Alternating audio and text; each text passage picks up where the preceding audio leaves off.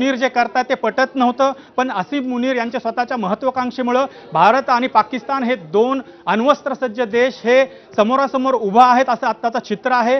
जर संदीप, मी तुला थोडासा थांबवतोय। आणखी एक मोठी बातमी हाती येते। भारताच्या हल्ल्यानंतर पाकिस्तानमध्ये हाहाकार उडालाय।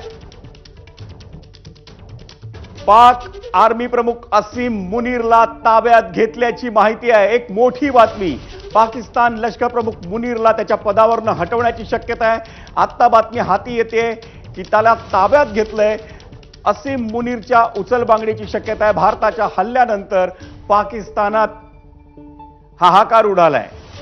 ही वाटचाल यादवीच्या दिशेने चालली की काय माहित नाही, कारण इकडे एक बातमी येते, तिकडे बलोच आर्मीनं पाकिस्तानी सेनेवरती गोळीबार केलाय। पाकिस्तान चारी बाजूनं कोंडीत सापडतंय असं चित्र तरी आता या घडीला निर्माण झालेलं आहे।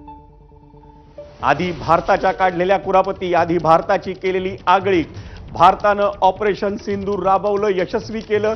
मोठी बातमी, असीम मुनीरवर देशद्रोहाचा खटला चालवण्यात जाण्याची शक्यता। पाकिस्तानचा आर्मी प्रमुख असीम मुनीरला ताब्यात घेतलाय, त्याच्यावर देशद्रोहाचा खटला चालवण्यात जाण्याची बातमी हाती येते। आणि या संदर्भात पुन्हा जाऊया माझा सहकारी संदीप रामदास इकडे। संदीप, विजय, आपण म्हणत होतो की असीम मुनीर यांच्या स्वतःच्या वैयक्तिक महत्त्वाकांक्षेपायी त्यांनी त्यांचा स्वतःचा जो आधीच डब घायला गेलेला देश आहे तो भारतासारख्या सर्व गोष्टींनी पाकिस्तानपेक्षा लष्कर म्हण, नौदल म्हण, वायुसेना म्हण, तंत्रज्ञान म्हण, या सगळ्या बाबतीमध्ये कितीतरी पटीनं उंचीवर असलेल्या देशाच्या समोर त्यांनी आपल्या ह्या भुके कंगाल देशाला उभं केलं। तिथल्या जनतेची कुठलीही चूक नसताना युद्धाच्या खाईत ऑलमोस्ट ढकलण्याचा मोठं पाप या असीम मुनीर यांनी केलेलं आहे। आपण त्यांचे व्हिडिओ पाहिले, त्यांनी भारताच्या बद्दल सुद्धा काही दिवसांपूर्वीच अतिशय वादग्रस्त अशी वक्तव्य केली होती।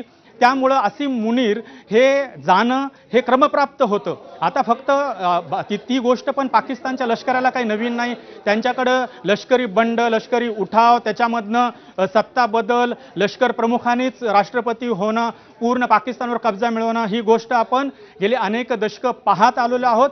यावेळेस फक्त असं होईल की आता जर का हे असीम मुनीर यांना ताब्यात घेतलं असेल आणि जर का त्यांच्यावर देशद्रोहाचा खटला चालवला जाणार असेल तर आता सध्याचं जे